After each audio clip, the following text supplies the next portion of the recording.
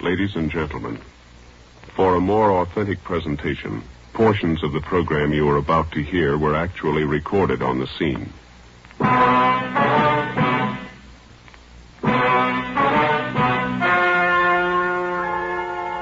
story you are about to hear is true. Only the names have been changed to protect the innocent. Fatima Cigarettes, best of all long cigarettes, brings you Dragnet.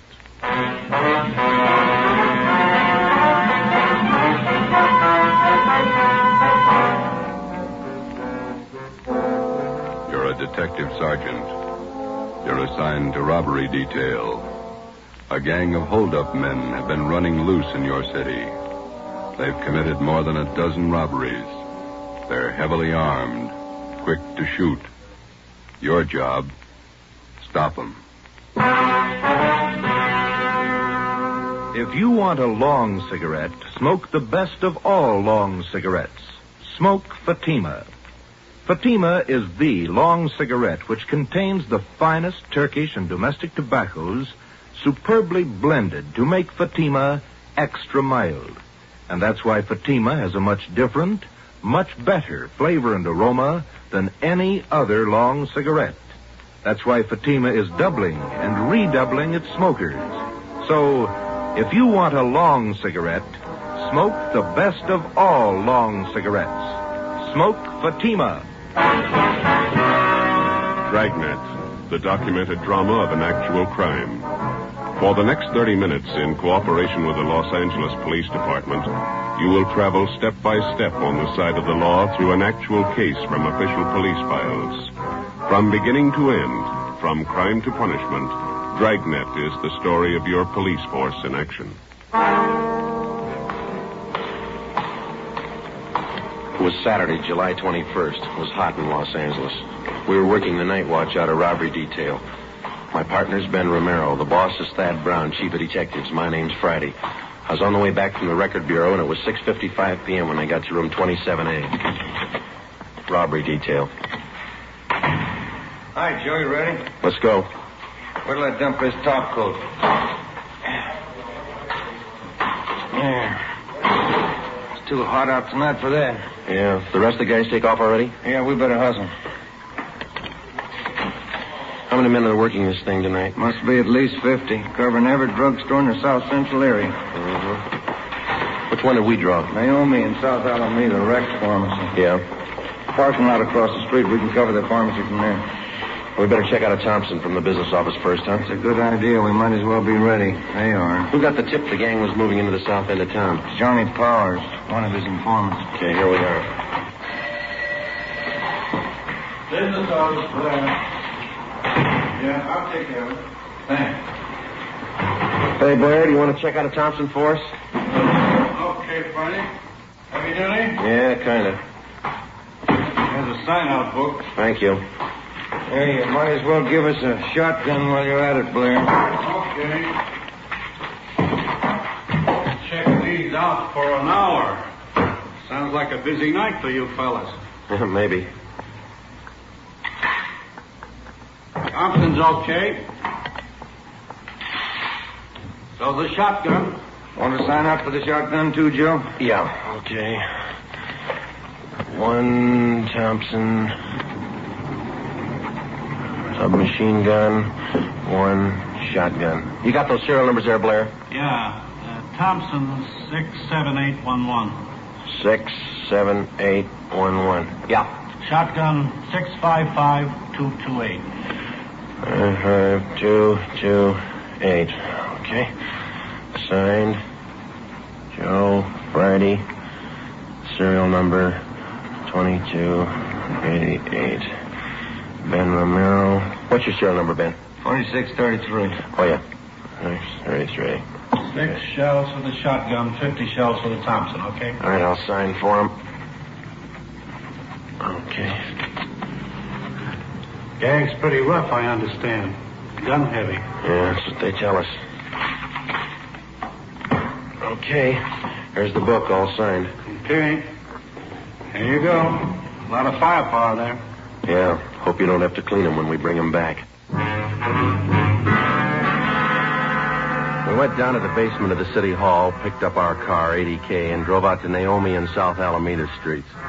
We located the parking lot and pulled in. There were 4 other cars parked in the lot so we wouldn't be conspicuous. Ben and I got in the back seat out of the light. From our vantage point, we had a clear view of the entrance to the Rex Pharmacy across the street. We had the shotgun and the submachine gun on the seat beside us. We listened to the calls coming on the radio, and we waited. 13J, stand by. There's no cooler here than it is in the office. Yeah. Hot and sticky, huh? Yeah. Paper says it's going to be worse tomorrow. Roll down your window, will you, and get some air in here? Yeah, Pharmacy isn't doing much business. Not more than a dozen people in there in the last hour. No soda fountain, I guess. Sure is hot. You have to talk about it, huh? It helps. What time you got? 10 minutes to 10. No smoke? No, thanks. Yeah, I'll get it. That gang's gonna show up here. Wish they'd get it over with. Fellas might have got a bum tip. Well, the gang hasn't missed a weekend for 2 months. I wonder how much time the average cop spends waiting. I don't know. Put it all together, it'd make a fine vacation. What do we do, sit this out till the pharmacy closes? Yeah, 2 a.m. Sure is hot. Yeah. Midnight came and passed. The traffic on South Alameda thinned out. Only an occasional customer entered the pharmacy across the street. Ben kept complaining about the heat. We waited. Well, that's it, Joe. There go the lights. Drugstore's closing. Yeah, the guy's locking the doors. There he goes. We might as well shove off, too. Yeah, let's get in the front seat. There's not much call for this shotgun tonight. There's no use checking it in. Same duty to mine, eh? Attention all units. All units in the vicinity of 8th Hill, on the corner of Hill and Geneva Alley, the 211 and shooting, code 3. Hit the light. Yeah, come on, let's roll.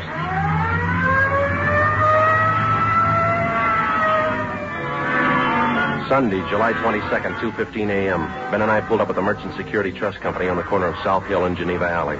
2 patrol cars were already on the scene, and 4 uniformed officers were trying to keep back a crowd of people who had gathered at the top of a flight of marble stairs which led off the street down one flight to the bank's night depository. At the bottom of the stairs, an elderly man was sprawled out face down, his right arm twisted under him. The man was dead. Ben counted 5 bullet wounds in the victim's back. We interviewed the only witness, a young sailor. My name's Vasey, Sergeant. Don Vasey, quartermaster, 2nd class.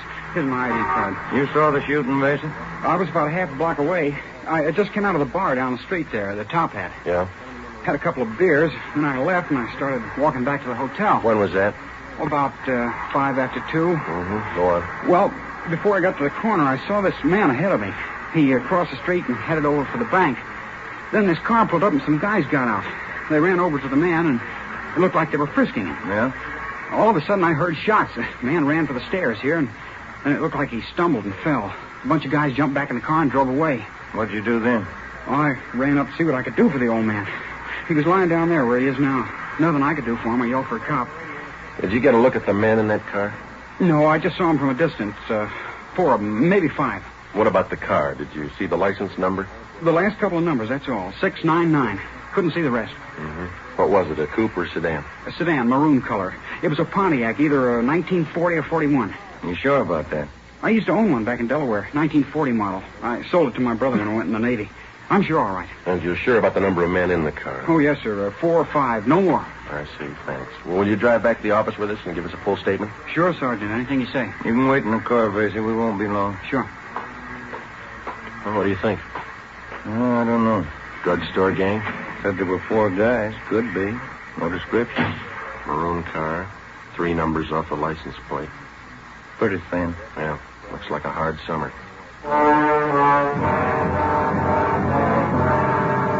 We completed our preliminary investigation. The coroner arrived and the body was taken to the county morgue in the basement of the Hall of Justice. The victim was identified as Walter Conroy, the proprietor of the Flowerland Dance Hall on South Hill Street. Together with officers Fremont and Hurst from homicide, Ben and I spent most of Sunday tracking down employees of the dance hall and interviewing them. We sent a rush teletype to the Department of Motor Vehicles in Sacramento containing the partial license number, plus our scanned information on the car, which the suspects drove. Early Monday afternoon, Ben and I, along with Captain Ed Walker of Robbery Detail, met with Chief of Detectives Thad Brown. What kind of a motive are you working on? Robbery. Dance hall manager Conroy was on his way to the bank's night depository when this bunch caught up with him. He had the night's receipts with him from the dance hall. How much they got, Walker?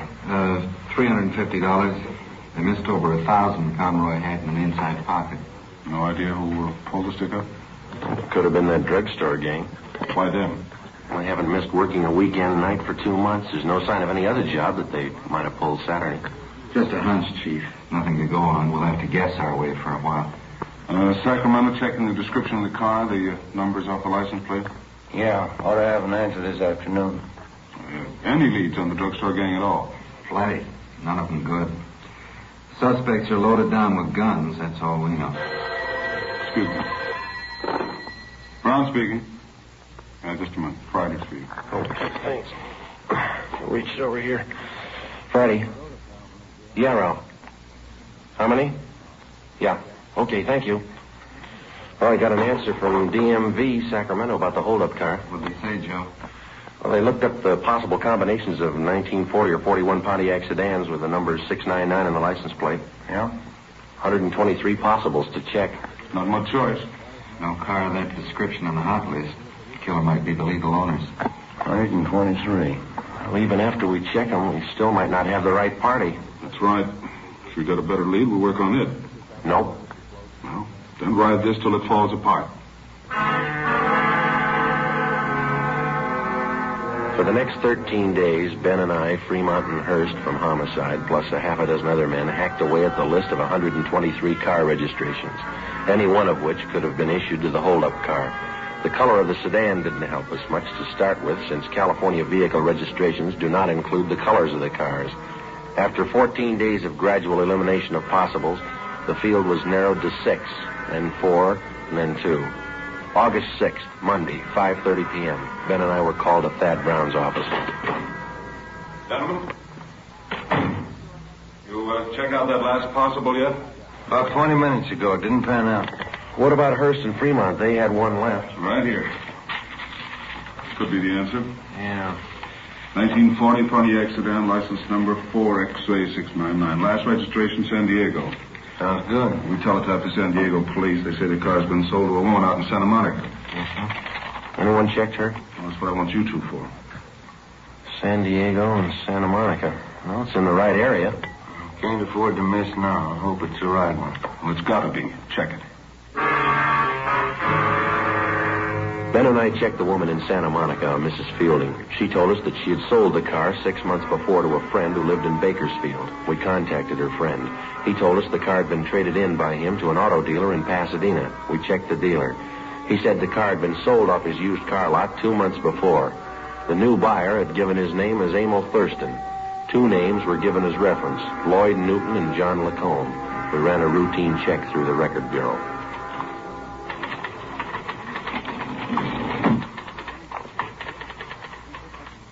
Ran them through, fellas.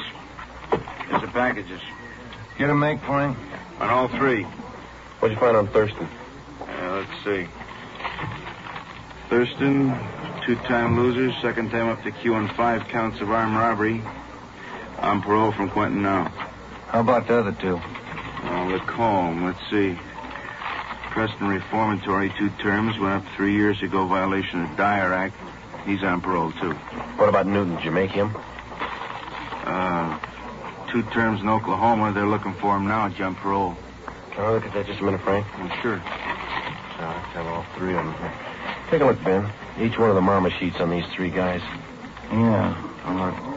Right here under General M.O. See? Mm-hmm. Thurston, heavily armed at time of arrest. Yeah. This one, Lacombe. Huh? Heavily armed. This one on Newton. Same thing. Gun happy. Yeah. Come on. At the time he purchased the car, suspect Emil Thurston listed his home address as 1517 North Hoover Avenue. Previous robbery victims positively identified Thurston and his companions. At 1517 North Hoover, the landlady also identified Thurston and his companions as tenants. She told us they drove a red sedan and they parked the car at a Temple Street garage. An immediate stakeout was placed on the apartment house, and we started the canvass of Temple Street garages from Hoover Avenue down to Rampart Boulevard. At 4 p.m., Ben spotted the car in Donnelly's garage on Temple Street near Michigan Drive. The garage attendant told us that the owner of the car had given his name as Emil Thurston. We showed him the mug shots. Yeah, used to park his car in here a while back. Then he came in yesterday morning with these two guys and said he wanted a paint job. Doesn't look like he needs a paint job to me. They offered me $20 extra if I do it in a hurry. He wants the car painted green. When's he going to call for the car? About 10 o'clock tonight. These jobs take time. He's not going to like it if the car's not finished. He won't like it if it is. Come on, Ben.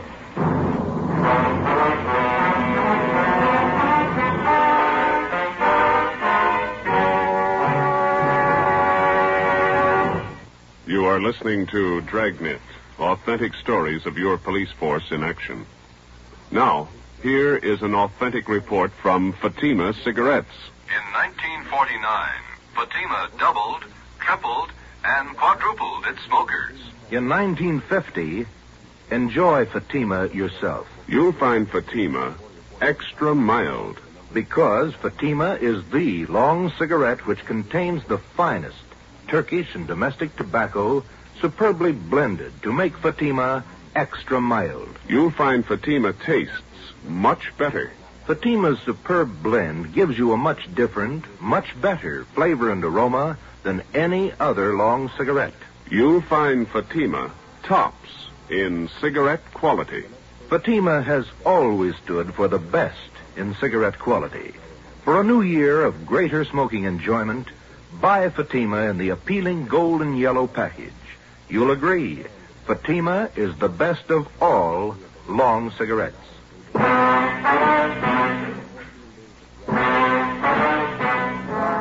7 p.m. Tuesday, August 7th. Chief of Detectives Thad Brown and Captain Ed Walker swung the entire robbery detail into action.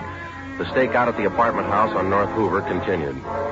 An additional detail of men was stationed in a vacant store on Temple Street directly opposite Donnelly's garage.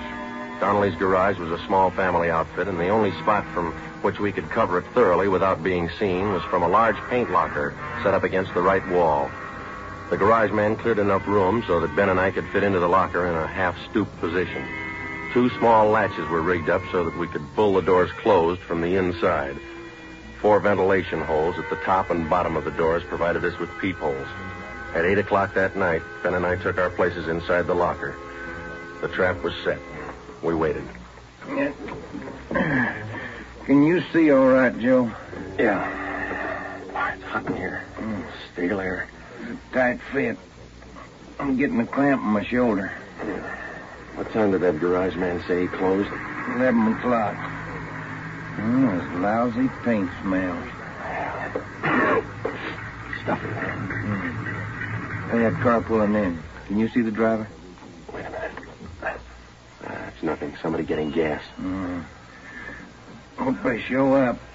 Wouldn't want this to go on another night. Well, don't count on it. Foot's going to sleep. Why don't you stand still? What time you got? Let me see. Get the light on in here. 10 minutes to 9. Thanks.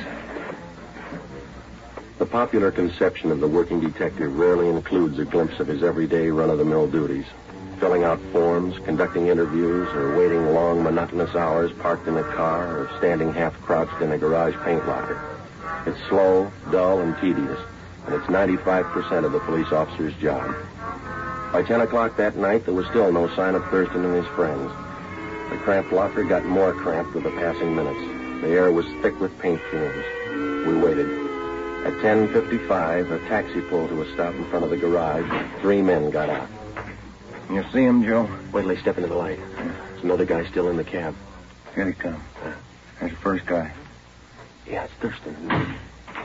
Fourth guy's getting out of the cab. That looks like Newton, doesn't it? That's him. Yeah, it's Lacombe right behind. Fat guy. Here they come.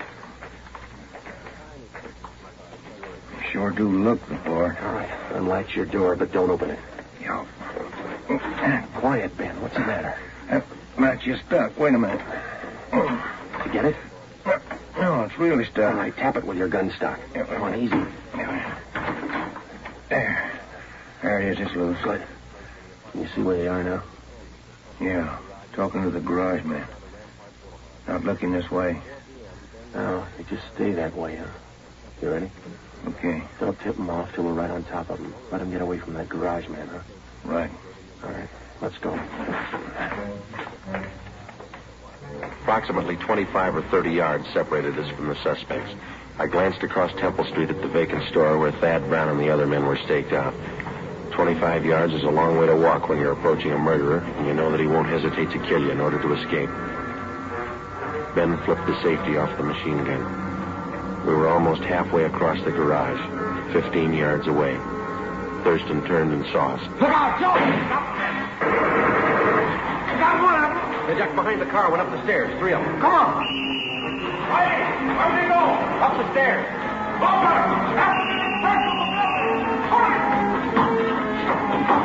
Up this way, Joe. Yeah, watch it, Ben. Get on.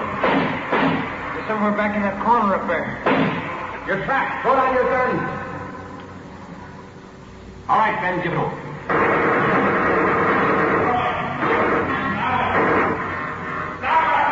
Throw down your guns. Throw them down. There's 3 of them. 6 of them. All right, now come on down with your head behind your head. Cover me, Ben. I'll frisk him. Right. You up on the end. Get your hands in the back of your head. All right, stand still. All right, next one. Go on. Clean. All right. Lacombe. Watch him, John. All right, you. Rest of you, stand back. Keep your hands up. You all right, Joe? Yeah. 2 more guns on him. All right, you 2, hold it. Here comes the chief. Yeah. I'll get these guns together here. Lacombe. He's not much of a fighter. Not without a gun. The suspects were booked at different divisions to keep them separated. Emil Thurston and Lloyd Newton were taken to Hollenbeck Park and booked on suspicion of armed robbery and murder. John Lacombe was booked at Highland Park Jail on the same charges. The other suspect, who had been wounded in the escape attempt, was identified as Harold Steeves, 19 years old. He was treated for a leg wound at Georgia Street Receiving Hospital and then transferred to the prison ward at the county hospital. During the next 2 days, each of the suspects was questioned individually. Thurston, Lacombe, and Newton would admit nothing. The 19-year-old Steeves broke down and agreed to turn state's evidence. We took his statement to Chief of Detectives Thad Brown. Gentlemen, what did the boy tell you? Just about everything, boss. They pulled the drugstore holdups and they killed that dance hall owner, Walter Conroy. Which one of them? Well, the kid says Thurston shot him. He says Thurston's the gang leader. Good. You finally get a count on those guns you took off them? Yeah, 12 of them. Each one of them was ready to go, bullet in every chamber. Did you get a complaint from the DA's office yet? They were arraigned. Preliminary hearing set for Monday. Fine. You got them in jail. I'll put them in prison. The apprehension of the criminal doesn't mean the end of a case for a police officer. He spends just as much time helping to convict the criminal after he's caught. Evidence must be gathered and authenticated and presented to the district attorney's office.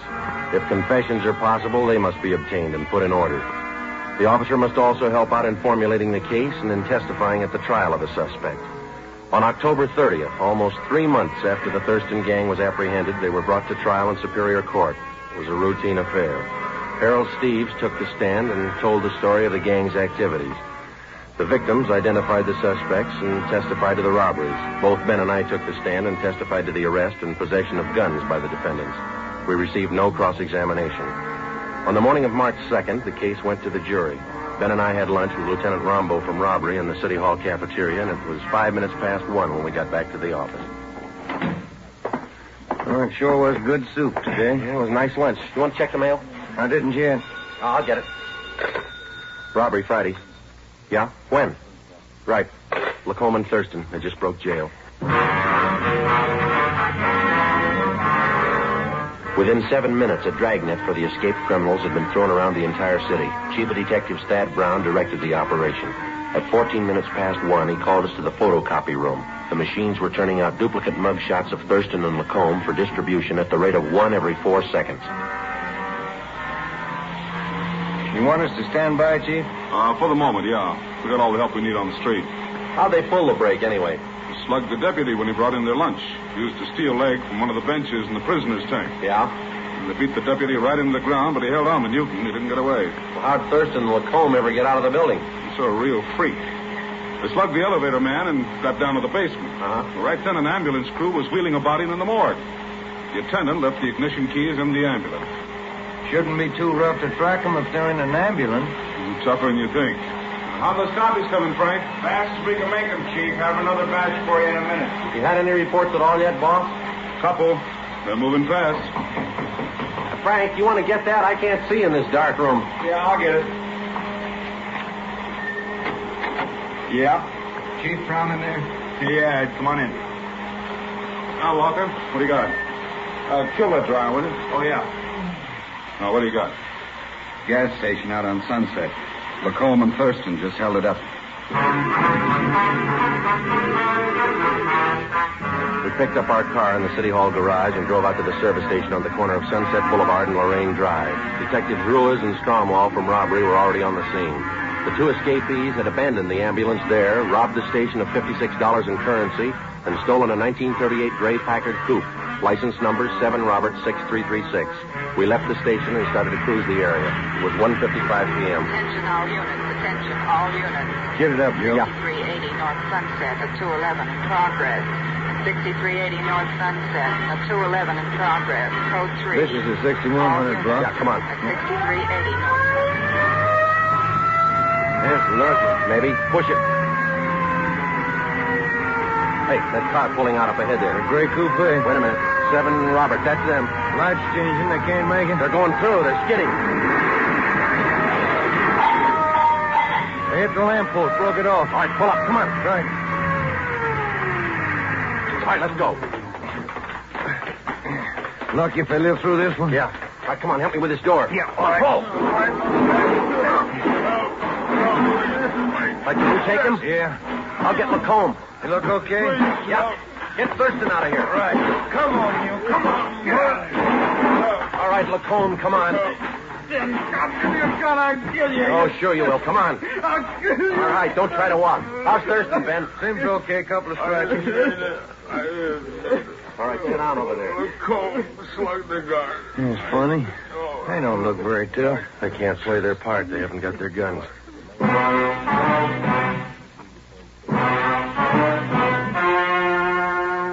story you have just heard was true.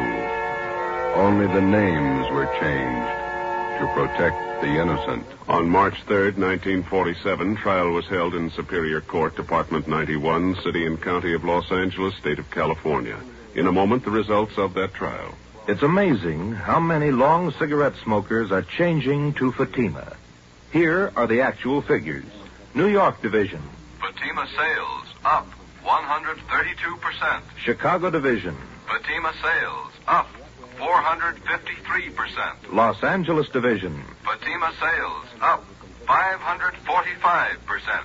Yes, in 1949, more and more smokers discovered that Fatima is the best of all long cigarettes. They found Fatima extra mild. They found Fatima has a much different, much better flavor. They found the name Fatima means the best in cigarette quality. In 1950, enjoy Fatima yourself. Best of all long cigarettes.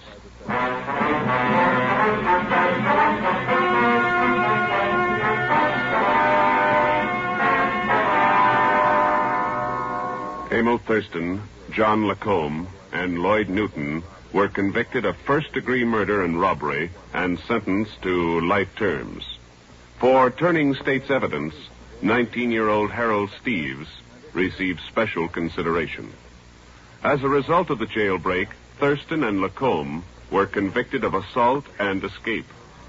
They are now serving life terms in the state penitentiary. You have just heard Dragnet, a new series of authentic cases from official files. Technical advice for Dragnet comes from the Office of Acting Chief of Police W.A. Wharton, Los Angeles Police Department. Dragnet honors the city of Pasadena, state of California, and the men who make up the Pasadena Police Force, another of America's great law enforcement agencies. One of these men, Chief of Police Clarence H. Morris, traffic specialist and veteran police administrator, dedicates his life to making yours more secure.